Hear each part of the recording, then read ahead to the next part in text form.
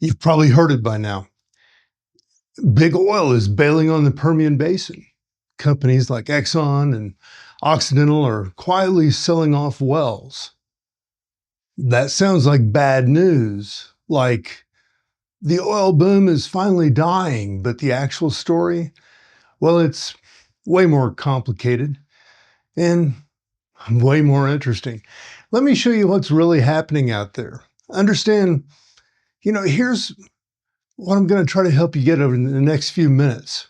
What major oil companies are actually doing, why service workers are getting hit the hardest, and one thing everybody gets wrong about whether the Permian is in decline. By the end, you'll know the difference between a dying industry and one that's just changing shape, and why that distinction matters to you. I'm Mark Roach, petroleum engineer, deal maker. Some people call me an oil man, like that really exists anymore. But I've had 30 years in this upstream oil business. And this is FutureWise Energy. This is an independent analysis, no corporate sponsors, no talking points, just what the data actually shows about the Permian right now from a perspective of someone that's watched the industry, lived inside the industry for years. So here's the situation as of January 2026. It's true that Exxon sold about $1 billion of conventional Permian assets to a company called Hillcorp. You may have never heard of them. They're a private company in Houston. Been around quite a while. Occidental dumped $370 million worth of properties. Chevron is cutting back how much it spends out there in the Permian. On the surface, this looks like panic. Looks like the easy oil may have just gone, and now big oil's running for the exits. But production? Well, production is at an all-time high. Production, well, the Permian pumped about 6.8 million barrels a day in December of 2025. Almost 7 million barrels a day. The world uses a little bit over 100 million barrels a day, and the U.S. uses 20 million barrels a day, roughly. So, that's about a third of what we use here in the U.S. That's significant. And that really is a record coming out of the Permian. So what's really going on? Well, first, let's confirm what we know is actually happening. And the easy wells, the easy oil is usually drilled first. And that's happened. Goldman Sachs, the EIA, most of the operators agree on this. The sweet spots, the premium acreage where you get the easiest and best returns on your investments, well, those have been worked over pretty thoroughly. Now, when it comes to companies drilling new wells, they're moving into slightly less productive acreage, and the geology is not quite as good as the stuff that's currently being produced by these newer wells. And, that's not really that much of an opinion. That does seem to be more of a consensus amongst the technical people and the people that are investing in this area and whose futures depend on being right about these things. So, and that's just the way the geology, the way Mother Earth is laid out. There's good spots and there's spots that are not quite as good for the way that we exploit the earth. And yes, individual wells decline faster than they used to today. Now, a Permian well might drop production by 14% in the first year, which is steep, and you need more wells to keep production flat or climbing to make up for that decline. So majors like Exxon and Oxy, they ask themselves, well, do we want to keep managing hundreds of these old, aging vertical wells and these old conventional properties that have been there for decades? Or do we want to focus our expertise and our money, the capital that's being trusted with us, on the highest return opportunities we see in the Permian, these shale plays, where we can operate efficiently and work on large projects at what they call at scale. Well, they chose option 2. Leave the old ones to somebody else to deal with and someone that's really good and focused on that, and then they'll try to use their expertise and their new money on the new opportunities. So that's what they're selling. And that's why they're selling their old wells off to like Hillcorp. That's why they're selling, not because they're scared, because it's strategic. Exxon bought Pioneer for $60 billion. That's not an exit. That's doubling down on the best acreage. Occidental acquired Crown Rock for $12 billion, focusing on high productivity shale. They're consolidating around what works best for them. And the mature properties, the one that still produce but need more TLC or hands-on work, well, those move to private equity-backed companies, these smaller operators like Hillcorp. These companies specialize in squeezing value out of aging assets, and they hire lean teams, operate efficiently, and they're good at it. It's not that they're exploiting the wells, it's just different operators have different strategies for different properties. So what we're seeing is portfolio optimization. It's portfolio strategy. It's not an industry panic. So here's what matters to workers on the ground. The Permian rig count has dropped 252 rigs year over year. That's the steepest drop since COVID.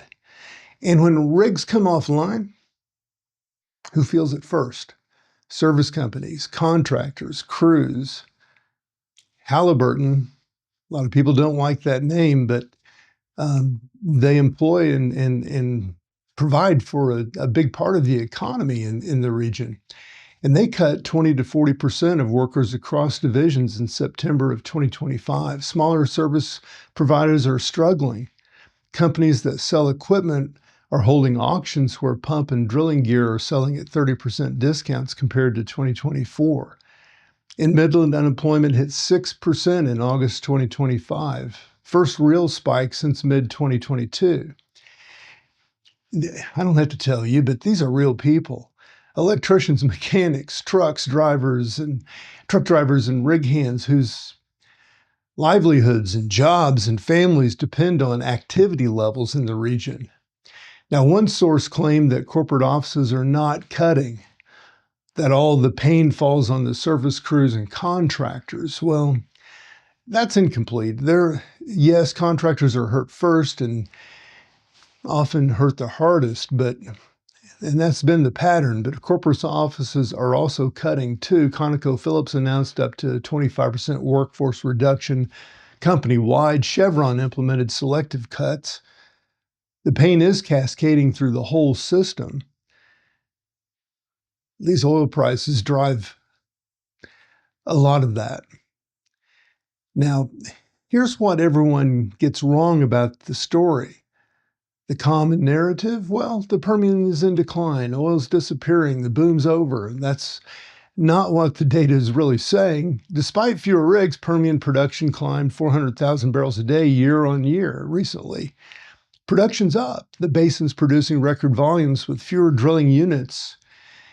And that's not decline, that's productivity. That's actually technology and efficiency replacing the old traditional sheer activity and force. The EIA calls it industrialized stability, and that's maybe actually the right frame to use for it, or perspective to put on it. The Permian isn't dying, it's just maturing. It's transitioning from what we call a wildcat or playground, where new discoveries and aggressive expansion drove the game, to an industrialized utility. Less sexy, lower growth, fewer new permanent jobs, but still producing massive amounts of oil, still economically rational at current prices, still strategic for both majors and smaller operators, and for the U.S. administration policy. Think of it this way. The Permian went from being the exciting frontier where everyone wanted to drill and every acre looked golden, to now it's more like looking like a power plant. You know what you've got, you know how to squeeze maximum efficiency out of it, and you managed it like critical infrastructure, not like a gold rush now. So what does this mean for you? Well, if you work in the energy sector and you depend on energy sector jobs, especially in Texas, these consolidation moves matter. Fewer rigs means fewer service jobs, at least in the short term. Wages, hey, will come under pressure. Some smaller operators might struggle if oil prices stay low like they are or go lower. If you drive a car, heat your home, or fly anywhere, the Permian's efficiency gains are good news for the U.S. consumer. Record production with fewer inputs means more stable supply. If you invest in energy stocks, you're watching a shift from growth stories to cash generation. These majors are returning capital to shareholders rather than reinvesting aggressively, and that's different. And it appeals to different types of investors, a new type of investor in energy. So here's what we can say with confidence. Big oil is selling Permian assets. That's documented and real. The basin is maturing geologically, or with the way that we're operating on this geology that's been there for ever. And analysts are confirming this. And operators are also supporting this transition. Now, the service workers and contractors are getting hit hard, and that's what's happening right now. Consolidation is accelerating. Smaller operators are picking up mature properties. Permian is not really in decline. It just hit record production in December 2025, and asset sales are not panic. They're strategic portfolio moves and debt management. So the real story isn't big oil is exiting the Permian. It's big oil is consolidating around the best assets for their execution. And smaller operators are becoming stewards of mature production, kind of like beauty's in the eye of the beholder. That's less dramatic, less headline grabbing, but it is accurate. The Permian remains one of the world's most important oil producing regions. By the way it's being developed is changing, or the way it's actually being sustained is changing. Fewer wildcats, fewer new technologies like in shale and extended drilling and or extended reach laterals on the shale wells and fracs. More efficient operations. And that means less wage growth and fewer jobs created. More stability, more predictable cash flows. That's really industrialization. It's almost like turning this into a utility.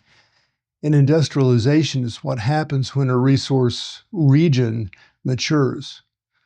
Now, I'm laying this out because narratives matter, because when everyone says the Permian's in decline, that shapes some policy decisions and investment choices. How communities plan for the future. So if the actual or the real story is the Permian is consolidating, then we need to respond differently. Consolidation requires a different workforce strategy, different regional economic development, different expectations about growth versus stability. So next time you hear someone say big oil's bailing on the Permian, you know the real story. It's not an exit, it's a transformation. And transformation, well, that's way more interesting than decline. I'm Mark Roach, and this is Future Wise Energy.